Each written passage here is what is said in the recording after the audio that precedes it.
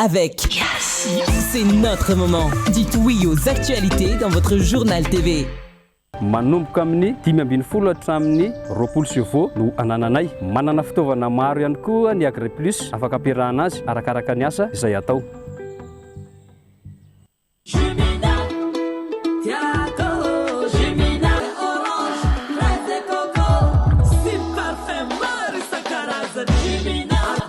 Mety amina manolotra ho anao ny vaovao. Salama tompoko, tonga soe tamin'ny Pegasus e.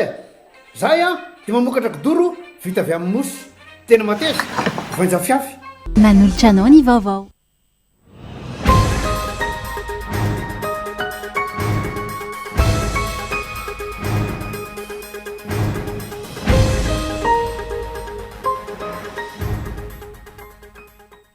Maro ny hevitra naposak'ireo tanora malagasy ho fandraisana anjara amin'ny fampandrosoana ny firenena nandritra fakakevitra isa-paritra amin'ny famaranana ny fokoanan-doha-pirenena ho an'ny tanora izay nanomboka androany.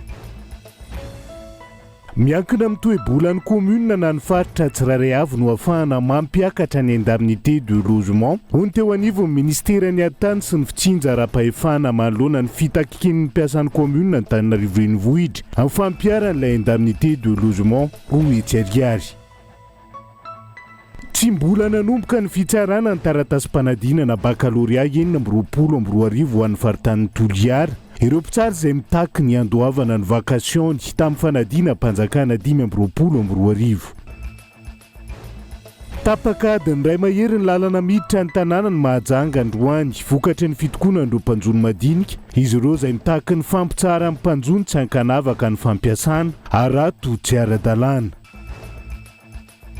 Any velany tafiakatra 13 ireo namony ainy ary mahery ny 100 ireo naratra vokatra ilay horohotany ny tranga atao Japon, Omaly sy ny Antsipriandreo.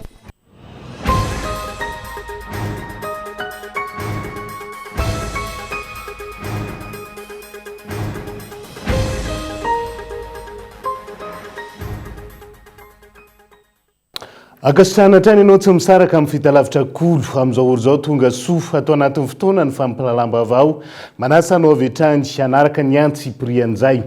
Tanterahana etsy amin'ny CCI Vato manomboka anio hatramin'ny 1 ny volana Jolay ho avy izao amin'ny famaranana ny fokoanan-doha-pirenena ho an'ny tanora atao aorian'ny fahavitany fakakevitra isa-paritra. Amin'ny fakakevitry ny tanora no nisantarana voalohany dingana famaranana ny fokoanan-doha-pirenena eto Madagasikara atao anatin'izao fitondrana fanavaozan'izao. Tojondrina Tahiry. Mandritra ny 3 andro ny fanatanterahana ny dingana famaranana ny fikoanan-doha-pirenen'ny tanora manomboka androany. Ny fikoanan-doha-pirenen'ny tanora no aingana indrindra tamin'ireo dingan'ny fakan-kevitra natao tao anatin'ireo fikoanan-doha-pirenena maro no tanterahana teto amin'ny firenena amin'izao fotoana izao.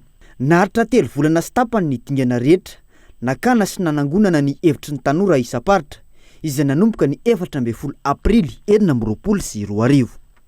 Hanitra Razafy Manantsoa, Minisitry Mpanjakana misahana ny fanavaozana. Andro lehibe ity satria maneho mazava fa ny tanora dia tsy mpijery ny tantaran'ny firenena fotsiny fa mpanoratra azy indrindra. Tsy mpandray fanapa-kevitra ratrizay ihany fa mpiara-manorina ny Madagasikara manomboka anio na efa nanomboka taorianany ireny fotoana nanaovantsika hetsika mafy ireny. Ny lohahevitra izay entina eto dia maneho safidy mazava sy finiavana politika ary fantatritsika fa tsisy fanavaozana maharitra sy mahomby raha tsy mandray anjara feno ny tanora, raha tsy enoina ny inona ny feony ary raha tsy ampidirina ho anatin'ny fanapa-kevitra mikasika ny hoavin'ny firenena ny etaetany sy ny vinany. Hery lehibe ho an'i Madagasikara ny tanora noho izy ireo maranisa hoy ny kabariny ny mpanolotsaina avy ny fanavaozana ny solotena ny filoham-panjakana teny. Tokony avadika ho antoko ny fanavaozana sy ny fampandrosoana izany hery izany. Dingana manandanja eo amin'ny fiainam-pirenena ny fanabeazana sy ny fandraisan'ny tanora anjara amin'ny alalan'ny fakan-kevitra dia natao mba hahatonga ny feon'izy ireo ho fototra hamola volana ny hoavin'ny firenena. Ny fampiarana ireo hevitra tapaka sy ny famaliana ireo sosikevitra ary ny fangatahana maro napetraky ny tanora no andrasin'izy ireo amin'ny fitondrana. Tsy ny impact aty aminay ny tena andrasanay fa ny tombontsoa makany amin'ilay vahoaka, makany amin'ilay tanora. Ny ho anay manokana dia na coach na koa mpanolontsaina na mety mpitondra hevitra dia efa nampiasa an'ilay hevitra entinay zahay dia hitanay fa mety dia atolotrinay ho an'ny tanora mba hahafany ho tafita koa. Raha mbola eo ampiandrasana ny fomba hitondran'ny FFKM ny fankakevitra nasionaly ny rehetra nilaza ny mpanolontsaina avy ny fanavaozana ny letina kolonely Randriamahasoa Gervais fa efa misy ireo sehatra nahavitany dingana fankakevitra ka iroso amin'ny fanangonana hevitra tsy ho ely izy ireo. Efa maro ny vita maro ny vita indrindra fa ho an'ireo mpiasa-panjakana isaky ny ministera fa ho avy ny fotoana ho anaovana ny fandrindrana anazy rehetrarehetra mitambatra. Misy nefa navita, misy mbola tsy navita. Dia ny tanora zao no mamaraparana sika zany zao mety vita amin'ny faran'ny herinandro zao le izy. Fa rehefa vita daholo io misy fotoana iantsonanareo mpanao gazety dia ho atao sikana ampabe maso amin'izay hoe vita daholo dia mandrina azy sisa. Ho an'ny fikanandohan'ny tanora manokana, asany maro no tanterana amin'ny fandravonana ireo fangatahana sy hevitra tapaka isaparitra. Ny hevitra tapaka ivoaka amin'ny fiafaran'ny fikanandoham-pirenen'ny tanora ny faraiky amin'ny 30 ny volana Jolay ho avy izao ho atambatra amin'ireo fehi-kevitra tapaka rehetra avy amin'ny fikanandoham-pirenena hafa isaky ny sehatra izay mbola eo am-panatanterahana ny azy amin'izao fotoana izao. Izay ny fikonandon'ny tanora fa namoaka teny mitany teo anivon'ny ministera ny atany sy ny fitsinjaram-pahefana ny amin'ny fampiarana ny fandoavana ny tambikarama momba ny trano fonenana ho an'ireo mpiasa eny anivon'ny vondrom-bahoaka paritra itsinjaram-pahefana amin'izao fotoana izao. Miankina amin'ny toe-borolan'ny commune na ny faritra tsirairay avy no ahafahana mampiakatra ny indemnité de logement ho roe tsy ariary na ambanin'izay. Andao rahantsika ny Antsipriany. Nivoaka androany ny noty fampiarana ny fandoavana ny tambikarama momba ny trano fonenana ho an'ireo mpiasa eny anivon'ny vondrom-bahoaka paritra itsinjaram-pahefana. Efa nomena fahalalana sy fahaleovantena feno ny vondrom-bahoaka itsinjaram-pahefana amin'ny fanatanterana ny didim-panjakana 420 tsipika 477 tamin'ny 10 Jona 420 ho fampiankarana ny tambikarama amin'ny trano fonenan'ireo mpiasa sy sitraka izay indemnité de logement izay. Samy manana ny fahefany ara-bola nefa ireo commune sy ny faritra tsirairay avy ary miankina amin'ny fidiram-bolan'izy ireo no ahafahany mampiakatra ny indemnité de logement ho roe tsy ariary na ambanin'izay. Ho ministry ny atitany sy fitsinjaram-pahefana manana ny fahafany ara-bola ny commune tsirairay ho fanajana ny fahaleovantena ara-pitantanana sy ny fahaleovantena ara-bolan'izy ireo. Ny lalàna mihitsy no manome filan-kevitry ny tanàna anapaka ny indemnité de logement an'izy ireo ary mandray ny fanapahana ny filan-kevitry communal isan'isany. Ny rafitra mpanapa-kevitra dia mametra ny sandany tambikarama isam-bolana izay tsy maintsy tafiditra eo anelanelany 4,000 sy R1 farany ambany ary hoe tsy ariary ny farany ambony raha tsy misy dia raketina ao amin'ny teti-bolana sy pantsina. Ny faritra zao tsisy conseil régional, ny misy tanàna tsy misy conseil municipal ohatra ny eto Antananarivo renivohitra. Ny fombafomba fanaovana azy moa zany dia manao karazana teti-bola fantsina ry zareo zany rehefa tapaka zany hoe akarina zao no ampiakarana an'ilay indemnité de logement dia mandray fanapahana izy dia manao ny teti-bola fantsina izy. Manao ny teti-bola fantsina izy satria tsy maintsy ampanarahany ampidiriny ao anatin'ny teti-bola ny commune na ny faritra izay zavatra izay dia tsy maintsy angalany visa eny anivon'ny contrôle financier dia rehefa mahazo an'ilay visa eny amin'ny contrôle financier izy dia azo tanterahana zany ny fanatanterahana ilay fampakarana ny indemnité de logement. Farita ny vondrom-bahoaka malalaka araka ny loharanom-bolany sy ny fahafan'ny teti-bola manokana araka izany ny daty fampiarana ny fepetra sy ny sandan'olanina. Magataka ny anaovana fanadihadiana ao anatin'ny fanarahan-dalàna momba ny raharaha ny tranga tao Ambohimasoa ny eo anivon'ny Confédération syndicale de la police nationale araka ny fanambarana tamin'ity androany ity. Ankilan'izay tsy tokony isaka namanamana sy fifampiarovana fatakina ny fampiarana ny sazy ho an'izay mpitandro ny filaminana miopefy ao anatin'ny fanatanterahana ny asany. Dorantsika ihany koa ny Antsipriany tanterindrina fitiavana. Nalefa ny fianarantsoa ilay polisy voaroaroy ho nitifitra nahafaty ny safidy tany Ambohimasoa ny sabotsy fahaenina amby 20 ny volana Jolay lasa teo ka tolotra ny fitsarana ny tenany anaovana fanadihadiana raha nambarany komisera ny Ambohimasoa.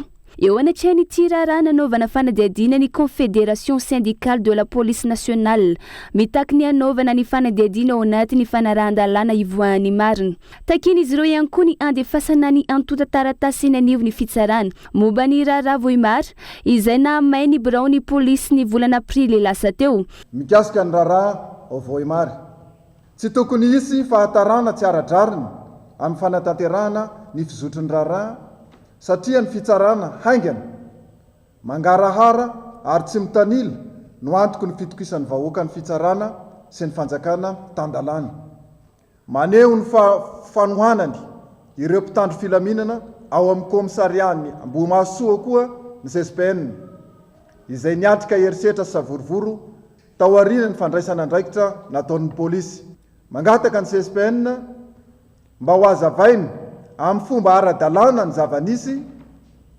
sady ho ajaina ny fizotry ny fanadiadiana sy ny fitsipiky ny fiheverana ny olona ho tsy manatsiny mandra-pahavoapirofo ny elony ankilany mampitaraina ny vahoaka ary tsy azo ekena ny foaram-pefy sy ny fandikan-dalàna ataon'ny mpitandro ny filaminana sasany tsy tokony nisy fandeferana fa saziana araky ny lalàna izay mpitandro filaminana miopefy tsy vo izao no nisy sitrangana voaroroy ny mpitandro filaminana tamin'ny resaka fitifirana olona na fifandonana tamin'ny vahoaka efa imbetsaka 5 very anjavony tsy hita ny toy ny mandrak'androany raha tsy laza fa tsy nitranga von'olona tao Antsakabary tamin'ny fitondrana Rajaona ary Mampianina ny von'olona tamin'ny tifitra variraraka tao Ikongo tamin'ny fitondrana Rajoelina tranga izay maneho fa tantandalàna isika ka tokony andray fepetra sy hiarany sazy izay nanao fandikan-dalàna rehetra na mpitandro filaminana na mpitsara na iza na izy ao anatin'izay fampiaran-dalàna izay fa ho an'ny sihatra ny fitaterana zoma ho avy izao no fepotona farany omeny ireo mpampiasa fiarakodia sy kodiaran-droa mampiasa jiro tsy ara-dalàna hono teo anivo ny foibe fitsarana fiarakodia efa misy ny lalàna mandrara ny fampiasany reny jiro tsy ara-dalàna reny ka hiatra avetrany sazy aorian'izay Entsora Soarimalala omena 5 andro nanomboka ny alatsinainy teo ka hifarana ny zoma ho avy izao ireo mpampiasa fiarakodia sy kodiaran-droa rehetra hanesorana ireo karazana jiro tsy manara-dalàna amin'ny fiarany hiroso amin'ny fanasaziana ireo mpisehatra amin'ny fitsirihana sy fisavana eny an-dalana rehefa tapitra io fepotona io ampitsarana tanteraka izany fandikan-dalàna izany be loatra ny loza teraky ny fampiasana jiro tsy ara-dalàna izay hita amin'ireo fiarakodia sy kodiaran-droa tatoato no amafisina fa tsy azo ampiasaina ireo jiro LED na lampe stroboscopique izay napetraka nefa tsy d'origine constructeur ary toy izany koa ny projecteur any aorinan'ny camion ny jiro antibrouillard tsy mifanaraka amin'ny fenitra ary ireo jiro mipipika sy manjelanjelatra manimba maso ka mety hiteraka lozam-pifamoivoizana misy fotsy na mavo ireo karazana LED ireo voalohany amin'izany misy ireo mampiasa izany eo aloha na eny ambony kabinina ny fiara atao projecteur na antibrouillard izay tena mahajambena eo ihany koa ireo karazana jiro mahajambena ampiasain'ny fiara vaventy mpitatitr'olona na entana hitsolovana ny any arina eo ihany koa ireo jiro maro loko anaingona ny fiara tovy amin'ireny andro noely ohatry ny guirlande reny na any aloha na ny any afara ho an'ny fiara vaventy na ny fiara mpitatitr'olona sasatsasany hita matetika rehefa atao fitsirihana ara-teknika ny fiara eny amin'ireny ivotoerana fitsarana fiarakodia reny dia ara-dalàna ny lafin'ny jiro ary tsy misy kianina ny zava-misy nefa rehefa vita io fitsirihana ara-teknika io dia betsaka ireo mamerina mametaka n'ireny jiro reny efa misy ny lalàna mifehy fampiasana ireny jiro tsy ara-dalàna ireny voarakitra ao anatin'ny didimpanjakana laharana 3.7 tsipika 4.7 mifehy ny jiro amin'ny fiarakodia izany ary koa ao amin'ny didimpitondrana laharana 7.70 tamin'ny 3 martsa 1.7 ny fifanajana ny fanajana ny lalàna ary ny fifandefirana eo amin'ny mpampiasa lalana no antoky ny filaminana sy ny fampianana ny lozam-pifamoivoizana hoy ny lehiben'ny sampandrarany serasera eo anivon'ny foibe fitsarana fiarakodia taninatrany isika izay mahafantatra sy mahalala anoro sy anome lanja ny fifampitezaina eo anivon'ny fiarahamonina satria izany no takiny izao fanjakana mametraka ny fanavozana izao manentana ihany ko izahay ho atsika mpitandro filaminana indrindra ny onivon'ny polisy pirenena sy ny gendarmerie pirenena mba hifanometanana amin'ny ady ataontsika amin'izao fampanajana ny lalàna iadivana amin'ny jiro tsy ara-dalàna izao satria dia latokana iaino. Ankoatra izany, nanentana ny mpampiasa fiarakodia sy kodiaran-droa ihany koa ireo tompon'andraikitra amin'izao vanim-potoanan'ny fialan-tsasatra izao mba hananana fitondran-tena mendrika, feno fitandremana, fahamailona ary fifandeferana eny an-dalana. Namporisina ihany koa ny fanaovana ireo fitaovam-piarovana rehetra ilaina sy ny fanamafisana sy fikojakojana ny lafiny ara-mekanika sy ara-teknika ny fiara. Vaovao ny fampianarana vetivety mbola tsy nanomboka hatreto ny fitsarana ny taratasy-panadinana bakaloria 2024 ao amin'ny faritany ny Toliara.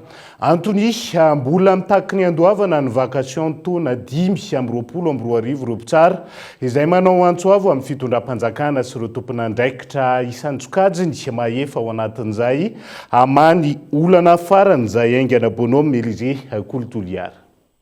Pitsara manodidina ny 300 no voalaza fa mbola tsy naharay ny tambikarama na ny vakasion tamin'ny fitsarana na ny fanadinana baccalauréat 2024 ato amin'ny faritany ny Toliara. Manoloan'izany nanamafy izy ireo androany fa tsy hanomboka ny fitsarana ny kopia ny fanadinana baccalauréat raha tsy voaloha io tambikarama na vakasion 2024 io. Tsy hoe olo migafa zahay na olo tsy tay tsara fa mitaky ny zonay. Hatramin'izao zany ny vakasion 2025 nay tsy hitanay ny tokotany ny viombio aty ny resaka. Zahay tsy tsara laha ohatsy ka tsy azonay ilay vakasion 2025 ka mitaky aminareo zahay nareo manam-pahefana nareo tompon'andraikitra amin'ny ty baccalauréat-ny Toliara ty. Ankoatr'izay nambaran'ireo mpitsara ihany koa teto fa misy ny tsindry sy ny fandrahonana ankolaka araka ny fitarainan'izy ireo manoloana izao fanapahan-kevitra raisin'izy ireo izao. Mahatsaro malahelo avao zay satria misy resaky renay ihany hoe zay mazoto mitsara fa zay tsy mazoto molia. Zany ve no valy tena ataonareo anay? Tsy mety zany tompo. Matoa zahay aveto mazoto. Misy namanay ne baka Fort Dauphin. Nandeha to nandoa fore roa aly sy rahetsy. Morondava. Baka lavitsy ny avetoa. Matolo reo nandoa fore mazoto hitsara. Ka fa ny raha taken'olo reo mizo mba aloavonareo avao vacation 2025 io. Fa laha tsy zay tsy hanomboky raha toy. Eto koa tsy ekenay zay olo any ivelany tsara zao. Satria manimba raha maro raha zay. Zahay ro amenareo ray aman-drenitsiny satria laha misy ny mahay tsy ho afaky atao hoe fitsara fahatany ao zay bipoly aminay aty avao.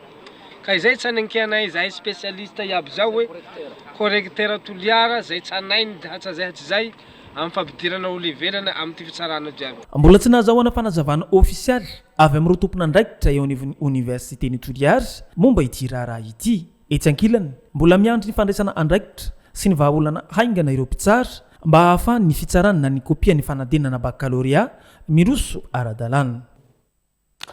Isan'ny mpisehatra manana ny maizy azy ny influenceur sy ny créateur de contenu amin'izao fotoana raha zava-misy maneran-tany nojerena manana anjara toerana goavana izy ireo amin'ny fanabeazana olom-pirenena sy ny fizarana vaovao ihany koa ny mpahay fiarahamonina andraikitra izay mitaky fahamendrehana sy fitandremana tsy anely vaovao diso na ivo fampisaraham-bazana na fizarana votoatiny mamoa fady ihany koa gabain loa.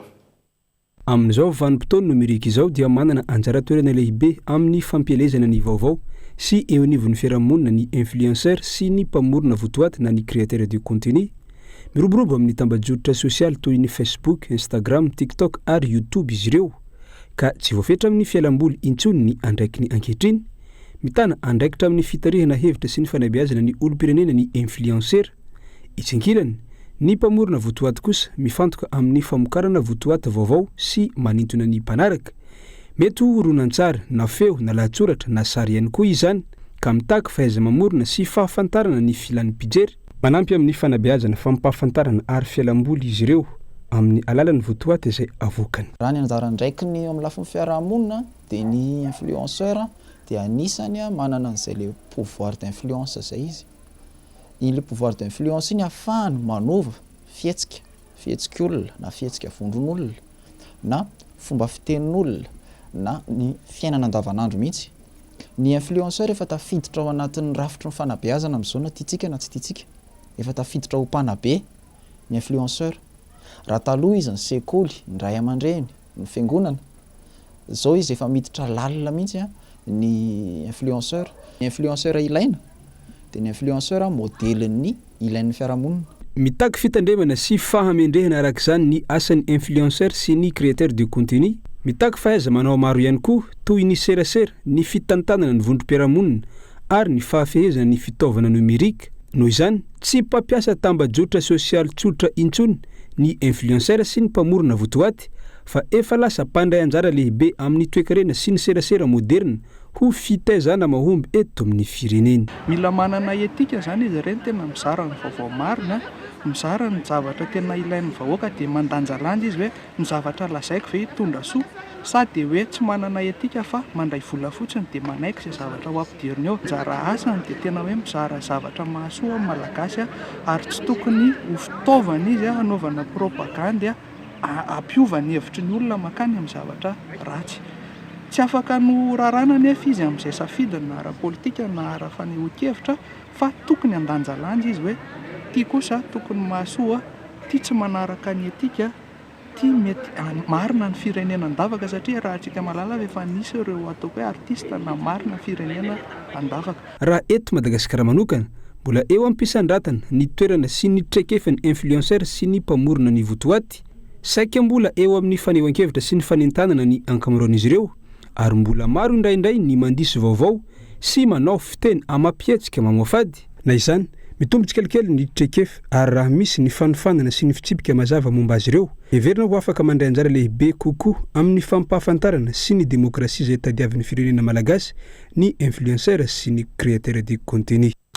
Iazo ny Toamasina vetivetsika ao anatin'ity vaovao manaraka ity. Horaisina ny fepetra ho an'ireo soloka nivarotra ny tsokosokony tany Spato Toamasina raha ny fanazavana ny entin'ny minisitra ny fitaterana sy ny famantarana ny toetrandro. Ny ampahany amin'ireo olona ny esorina atao amin'ny port sectroise efa ampananganana ny trano fonena ny vaovao amin'izao fotoana izao. Brodora Seta Kolo Toamasina. Niara-ny fisolokiana goavana ny sasany tamin'ireo mponina tsy maintsy nafindra atao amin'ny port sectroise Toamasina. Antony, nisy andian'olona nivarotra tany tamin'izy ireo tamin'ny vidiny 10 tapitrisa ariary izay tanin'ny Spato madiodio. Anisan'ny voafitaka izahay, tena nieritreretinay anay matoa nanao fanorenana izahay. Anisan'ilay voafitaka zany izay nividy tamin'olona dia avy eo nefa no tonga ny notification hoe tsy anareo io fa mila miala. Dia tena nitebiteby ary an-dranomaso.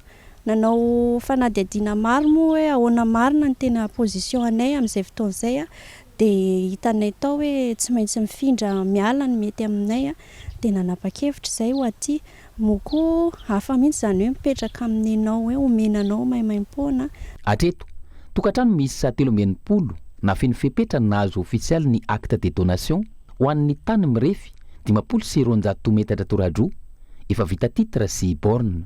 Itoy mandritra ity herinandro ity ankilan'izay ny guichet unique handraisana ny antotan-taratasyn'ireo mponina hafa.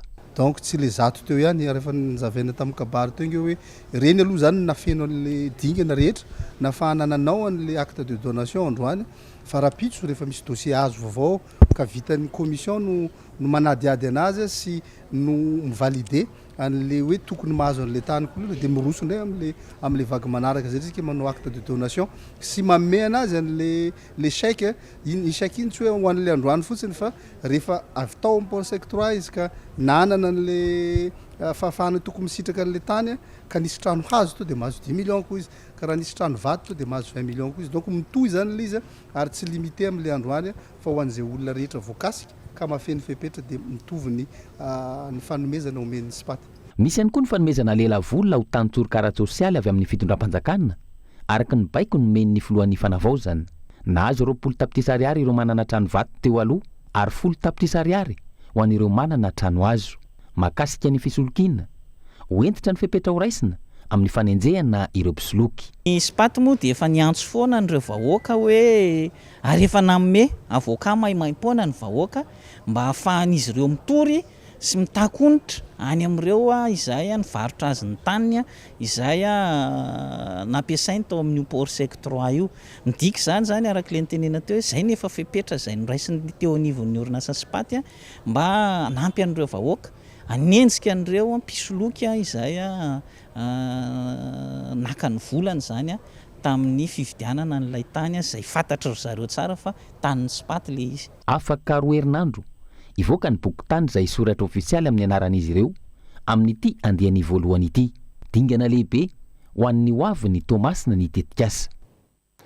Amafisina ny fiarovana ny vehivavy na ankizy na tovavy na lehibe manoloan'ireo karazana herisetra mety anjady azy ireo amin'izao fotoana izao. Antony nanombohana tamin'ny fomba ofisialy ny tetikasa manonga izay haritra 3 taona ary vatsian'ny vondrona Europiana vola ihany koa. Daniela Mionaso. Sakana ho an'ny fampandrosoana Madagasikara sy ny fahafahan'ny vehivavy mivelatra eto amintsika treto, ny herisetra mifototra amin'ny mahalasy sy ny mahavavy. Hatramin'izao, raha ny tatry ny EDS 2021 mix 2025 navoaka ny Stat sy ny UNICEF, mbola hiara ny herisetra ataon'ny vadiny 750 isanjato ny vehivavy ao amin'ny faritra Vakinankaratra. Mihoatra ny iray amin'ny vehivavy roa no manambady alohan'ny 720 taonany ao amin'ny faritra Atsimo Atsinanana. Raha 270 izany ho an'ny taona 520 manerana nosy, ka 700 isanjato kosa ho an'ny taona 720. Antony nanombohana amin'ny fomba ofisialy ny tetikasa manonga na ny mécanisme d'appui aux organisations pour la non-violence et la garantie des droits, izay ifantoka bebe kokoa amin'ny fiarovana ny vehivavy sy ny zony amina faritra misa efatra eto Madagasikara, dia ny faritra Vakinankaratra, Diana, Matsiatra Ambony ary ny faritra Atsimo Atsinanana. Ny tetikasa moa dia ny fiarovana ny vehivavy amin'izay herisetra rehetra mety hiatra aminy, na ny vehivavy lehibe na ny zatovavy na ny ankizivavy zany, satria tena rehefa natao ny vinavinany antotanisa dia tovavy na vehivavy raha ao anatin'ny 5 matetika dia hiara ny herisetra avokoa na herisetra ara-tsaina zany ara-batana ihany koa. Dia tena miatra zany amin'ny faritra maro amin'ny endriny maro samihafa ny herisetra eto Madagasikara. Anisan'izany ohatra ny fanavakavahana, ny fanabeazana ny lahy sy ny vavy, ny fanambadiana loloatra ny ankizivavy, ny mety herisetra ara-nofo mety hiatra amin'ny vehivavy, ary ao anatin'izany ihany koa ny herisetra ara-batana mety hoentin'ny vehivavy ampahanginana eny anivon'ny tokantrano tsirairay. Tafiditra ao anatin'ny fandarana asa lehibe kokoa tous et toutes redevables, izany hoe tompony andraikitra amin'ity ady amin'ny herisetra atao amin'ny vehivavy ity avokoa ny tsirairay, na fanjakana io na fikambanana, ny mpitondra fivavahana, ny mpiara-monina, ny sehatra tsy miankina, ny lehilahy, ny tanora son'olom-pirenena tsy ankanavaka ho ny teo anivon'ny vondrona Europiana izay mamatsy vola ny tetikasa. Ce financement qui a été donné par l'Union européenne. Ity famatsim-bola omen'ny vondrona Europiana amin'ny alalan'ity fandarana asa ity dia natao indrindra hanoanana ny vehivavy sy hiadiana amin'ny herisetra mianjady aminy. Noho izany, ity tetikasa ity dia manampy amin'ny fanamafisana ny fitantanana mangarahara sy tompona andraikitry ny fanjakana malagasy.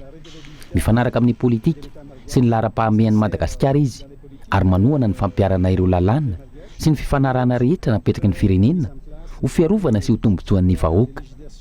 Araka ny voalazako tao anatin'ny lahateniko, ny fiarahamonina izay mampiasa ny atsasaky ny heriny amin'ny maha olona ihany dia afaka hatratra ny fandrosoana feno. Fa raha omena lanja sy tohana kosa ny vehivavy izay mandrafitra ny atsasaky ny fiarahamonina dia afaka manararaotra tanteraka ny reny vola maha olona, ara-tsaina sy ara-toekarenanana ny firenena. Izany no antony anoananay ity fiaraha-miasa amin'ny Madagasikara ity, ao anatin'ny fiaraha-miasa ny vondrona Europiana sy Madagasikara, mba hampiroboroboana ny fampandrosoana ara-toekarena sy ara-tsosialy ary hanamafisana hatrany ny fiaraha-miasa eo amin'ny roatonta. Social et donc supporter le partenariat avec l'Union européenne. Hatra 3 taona eo ity tetikasa manonga na mécanisme d'appui aux organisations pour la non-violence et la garantie des droits, entin'ny consortium CARE, Médecins du Monde, sy ireo mpiara-mombona antoka amin'ny tohanany vondrona Europiana vola ity. Mihoatra ny 5 alina sy 3 hetsy ny sitraka ny tetikasa amin'ireo faritra efatra eto Madagasikara ireo. dia izay ihany koa no entsika misento edivety ao anaty tokafoy aza misaraka aminay ary.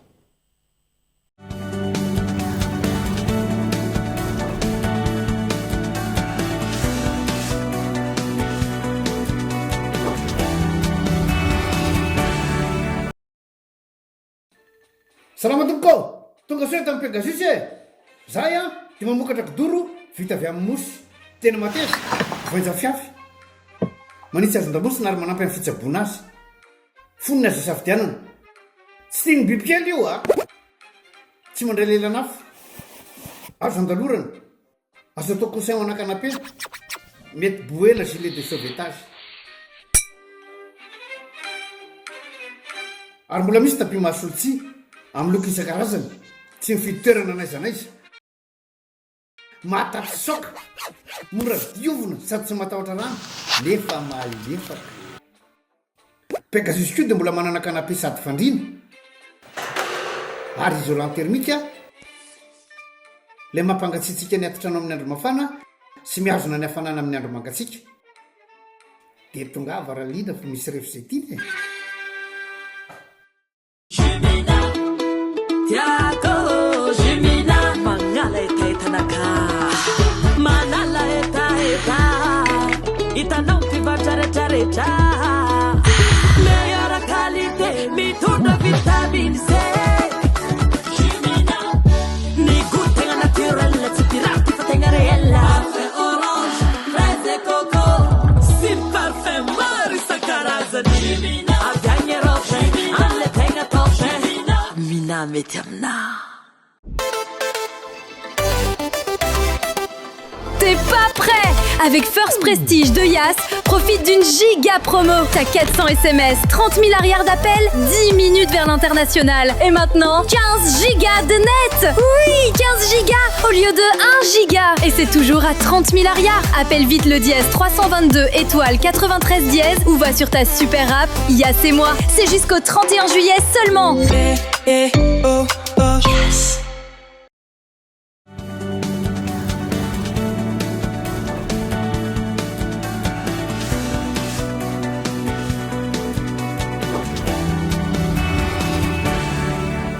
Anoizatsika ny tapany faharoa amin'ny fampalalam-baovao amin'ity ala ity. Manohitra ny fanavakavahana eo amin'ny samy mpanjono, ireo mpanjono madinika eo Mahajanga. Manoloana ny famelan'ireo tompon'andraikitra ireo mpanjono sasany hampiasa rato tsy ara-dalàna amin'izao fotoana izao.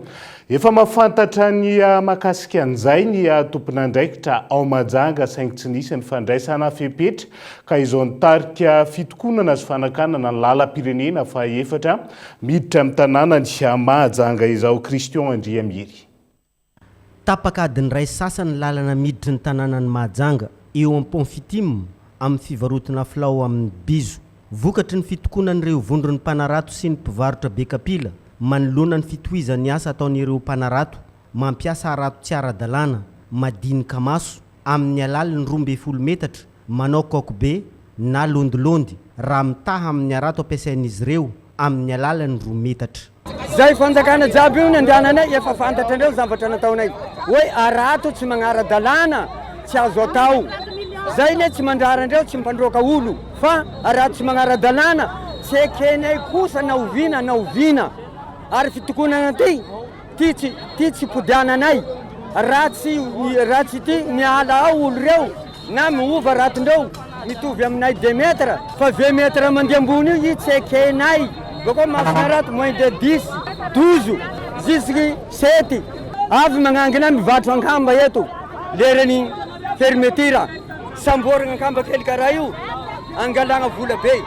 Nefany olo manao zavatra tsy mety io, manao arato tsy normaly, tsy angalagna vola be. Ino ny antony? Angala vazo fanavazona raha zao tompoko e. Mba jereny farany zay angala kaiky ty raha masonay vahoaka zao fa zao masonay. Ho avy fidiran'ny mpianatra. Zay tsy mahazo tsorona filao.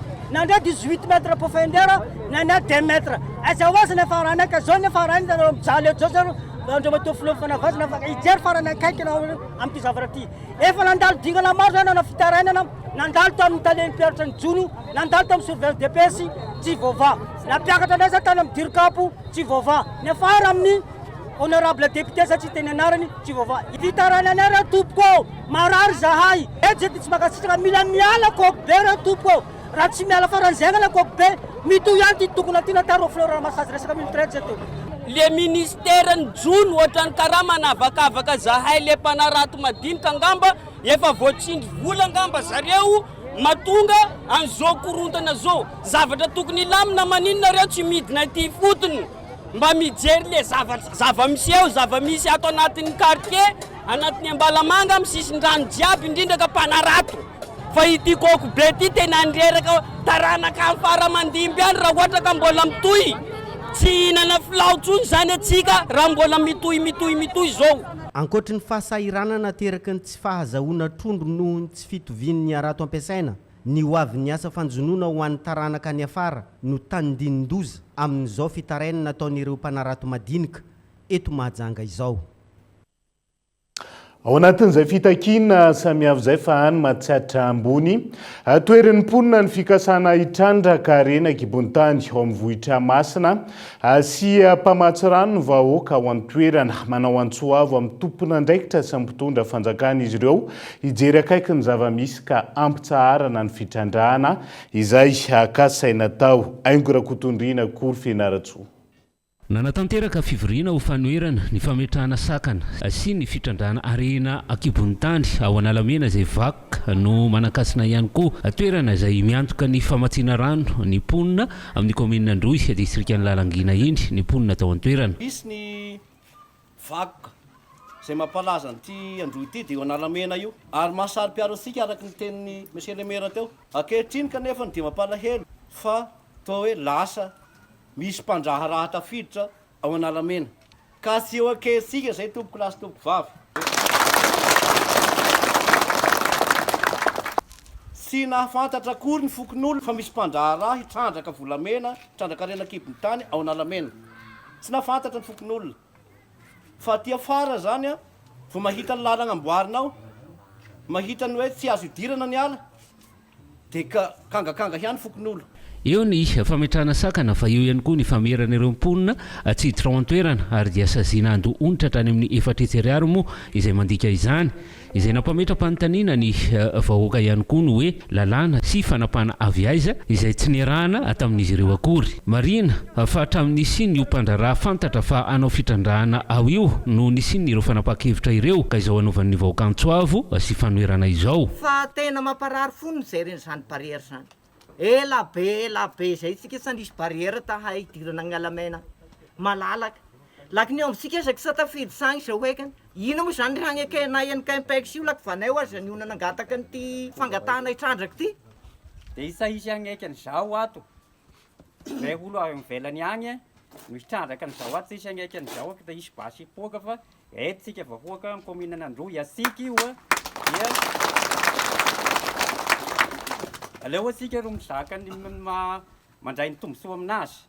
Ny anazy zany amin'ny resaka service ny rano momba ny Analamena raha ny rano zany nozirena dia egny rano hiaignana hoanina ka raha zirena zany raha Analamena ny voakitika maty asika mianakavy le hapisy satria raha egny voakitikitika tsy maintsy ho simba ny rano dia fahafatesana zay. Tsy mandray izay fampandrosoana tao amin'ny commune ny mponina fa kosa miantso ny fifampiresana amin'ireo mpandraraha ireo mba hisiny ny vahaolana. Tsara ny manamarika fa io fahazahon-dalana izay azon'ny mpandraraha hitrandraka ao ireo dia tany manakara no nazahony azy fa tsy tato amin'ny faritra Mahatsiatra ambony ka mampiahan'ny mponina ihany koa izany. Mandrapahita ny marimaritra iraisana dia nanapa-kevitra aloha ny vahoaka ao an-toerana ny ametraka sakana eo ampidirana ny tanàna mba hisoroana ny mety hisiny ny fanombana io toerana Analamena io. Ao anatin'ny fanomanana ny fiatrihana ny taom-pianarana vaovao indray isika amin'izao fotoan'izao manambahiny sampana fampalalam-baovao amin'ny tialy ity dia tsy izy fa Docteur Razafinjatovo Heriniaina izy no isany tompon'andraikitra eo anivony aty collège etsy Andorany fotsy miarabanao tonga soa ato anatin'ny sampana fampalalam-baovao mazava ho azy resaka betsaka mahakasika an'izay aty collège zay isika misy ny varavarana misokatra izay homaninareo atoato. Manahoana mahakasika an'izay. Dia faly miaraban'Andriamatoa Ivry Sarain koa miarabanareo avy eto amin'ny fahitalavitra ihany koa ny Kolo TV zany Ny aty collège aloha voalohany indrindra dia tsekoly zay noforonina teo anivon'ny vondrona ity université tamin'ny taona 2024 izy io, zay mikajy indrindrindrindra ny fananan'ny ankizy esprit scientifique, mampiasa koa ny teknôlôjia BDP amin'ny fampianarana ary mikendry ny fehezana sady ny tontolo informatika eo amin'ny fampianarana sy ny fampiasana azy. Ento koa misy an'ny varavarana misokatra zay karakaranay amin'ny sabotsy ho avy zao manomboka amin'ny 6 zora sasany maraina eny amin'ny campusny aty collège sy ny aty université ny Andoranfotsy. Loha hevitra anankiroa no velam-pianarana mandritra an'io fotoana io. Ny voalohany dia fampahafantarana bebe kokoa hoe inona zany aty collège sy aty université zany, inona mampiavaka azy, inona ny tolotra omenay ao. Ny faharoa dia ny famela-berarana ny loha hevitra manao hoe intelligence artificielle sy ny tontolo fampianarana. Amin'izao fotoana izao mantsy ny intelligence artificielle zany efa miditra betsaka ao anatin'ny fampianarana ampiasaina, dia noho izany ho antsika ray aman-dreny zany tsara mahafantatra hoe inona le intelligence artificielle, ahoana ny fampiasana azy, ahoana ny fehezana azy mba tsy hanimba ny tontolo ny fianarany zanakitsika. Satria zavatra hitantsika teknôlôjia matetika zanakitsika no mahay aloha antsika ray aman-dreny, dia ataontsika ankizy manomboka miakatra amin'ny niveau lycée na ny université koa tsy manino hifampizarana zany loha hevitra zany. Sokatra ho an'ny rehetra zany amin'ny ankabeny. Misokatra ho an'ny rehetra, ho an'izay liana rehetrarehetra tongava daholo fa raisinay an-tanandroy ianareo. Fanentanana rery ny aina. Amin'ny sabotsy ho avy zao amin'ny 6 sasany eny amin'ny aty collège sy aty université ny Andoranfotsy, misy an'izay vavarina misokatra nasana ianareo rehetrarehetra ray aman-dreny dia afantatra mikasika an'izany ny tanora sy ny ankizy ihany koa zay liana amin'izany hetsika zany, dia raisinay tanandroy ianareo amin'ny sabotsy amin'ny 6 ora sasany maraina. Maimaimpona sa misy ny maimaimpona tompoko, maimaimpona leza. Agasana ny Dr Zafinjatovo Heriniaina tompona andraikitra eo anivony aty collège etsy Andorany fotsy tao anatin'izay fampafantarana niny varavarana misokatra ny sabotsy ho avy zao iny. Fanomboka ny 12 Aogositra ho avy zao ao amin'ny Star Times ny tantara vaovao hampisongadinana ny kolotsaina malagasy. Anampy ireo efa misy hatrizay sary mihetsika malagasy izy io mitondra ny lohateny hoe famato ary isan'ny tanjona ao anatin'izay ny hanomezana fahafaham-pony mpanjifa Star Times. Ka eto Andriatsilavo. Ny 12 ny volana Aogositra ho avy izao no iainga ao amin'ny Star Times Madagasikara no horonan-tsary malagasy vaovao mitondra ny lohateny hoe famato.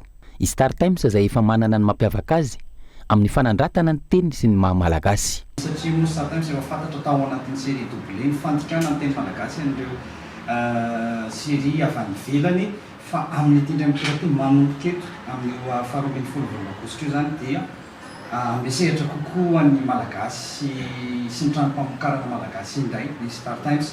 Amin'ny Norariva no hanomboka andeha amin'ny alarobia 12 Aogositra io ity série ity alatsinainy ka hatramin'ny zoma no andefasan'ny Star Times azy ao anatin'ilay chaîne gasy Star TV izay chaîne vokarin'ny Star Times irery ihany. Mety misy ny tsy mahita sy tsy araka ao anatin'ilay izy amin'izay ora amin'ny Norariva izay ny alatsinainy ka hatramin'ny zoma dia no izany anomezana fahafaham-pony rehetra dia misy ny famerenana ny fandefasana ny ampitso maraina amin'ny 7 ora sy fefany sy ny atoandro amin'ny 12 atoandro zany dia misy ihany foana izay famerenana isan'andro san'andro izay. Raha mbola tsy nahita an'izay ho fanomezana fahafaham-po ihany ny mpijery dia mbola misy ihany koa ny famerenana ny sabotsy iray manontolo, zany hoe ireo nandeha rehetra ny alatsinainy ka hatramin'ny zoma dia miverina iray manontolo izy 10 ny sabotsy amin'ny 7 ora maraina ary ny alahady amin'ny 4 ora hariva. Tsy mijanona ho tantara sy fialamboly fotsiny ihany, mampisongadina ny kolotsaina sy ny fomba malagasy ihany koa. Ity horonan-tsary mitondra ny lohateny hoe famato ity. Ny famato zany dia hery fiarovana nampiasaina teo amin'ny fiarahamonina malagasy, miarovana tanàna na fananana na olona izy io. Safidinay loha hevitra io zany no avadika ho sarimihetsika malagasy ho alefa tamin'ny Star Times mba hialana amin'ny efa loha hevitra mahazatra antsika amin'ny sarimihetsika efa mandeha hita amin'ny fahitalavitra na hitantsika eny fa mba tena hoe loha hevitra hafa sy miavaka mihitsy izy io izay manasongadina ny kolotsaina sy ny fomba malagasy ao anatin'izay zay ampiasan'ny fiarahamonina tamin'izany mba hampirindra ny fiarahamonina ka io no navadika ho tantara mba hoentina ho aseho ho atsika mpanjifa ny Star Times Madagasikara. Tanjona hatrany ny hanomezana fahafaham-pony mpanjifa sy anakaiky kokoa ny tonga trano malagasy. Ity horonan-tsary malagasy vaovao ity izay anamafy ireo horonan-tsary efa mahazatra ny mpanjifa isan'ny mampiavaka ny Star Times, isan'izany ny série doublé sy ireo lalao kitra goavana samihafa. Ireo vaovao nisongadina natao amin'ny page Facebook ny vaovao Kolo TV tamin'ity androany ity indray nondao rahantsika vetivety. Ireto indray ireo vaovao nisongadina natao amin'ny page ny vaovao Kolo TV androany.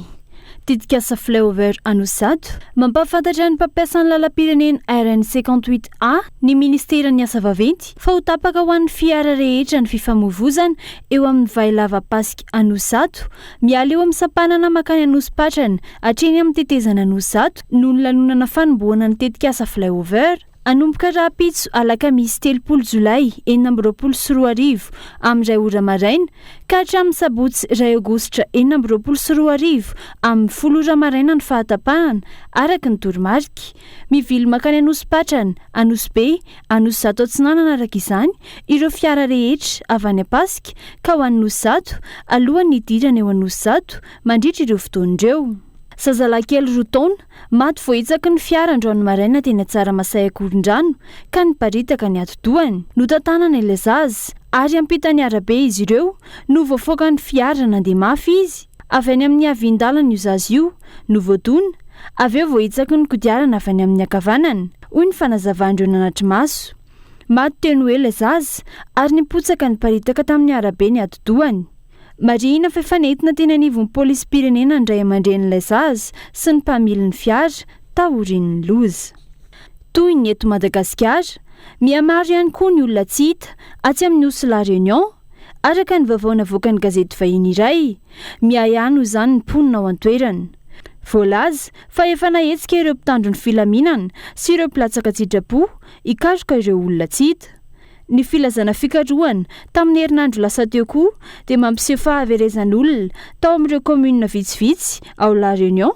Nanao ny fianiana no maly talata 20 Jolay 2024 no filoham-pirenena vaovao ao Peroa, Ramatoa Keiko Fujimori, 20 taona.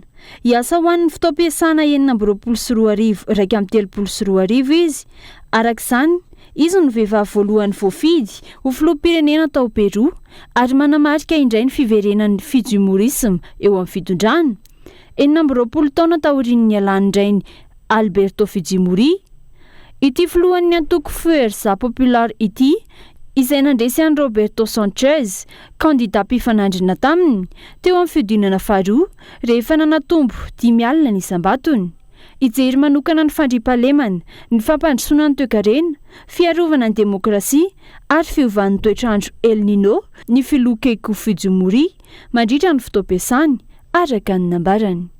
Izay ihany koa no entina manakatondray ny fiarahantsika amin'ity ality anaiza misy anao ankasitrahana ianao nanaraka ny fampalalam-baovao hatramin'ny farany veloma tompoka.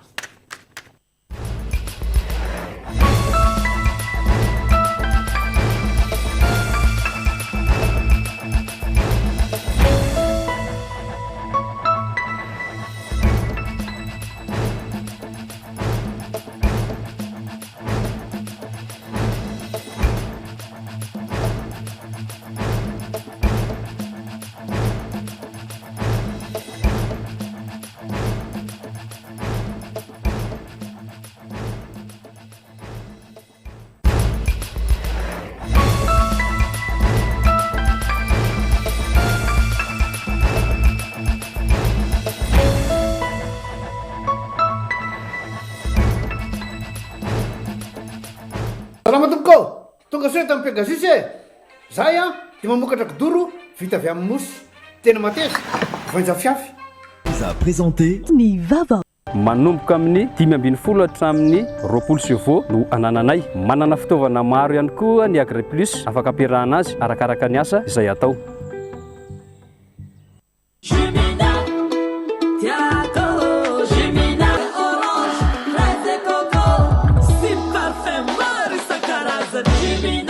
Mina mety amina.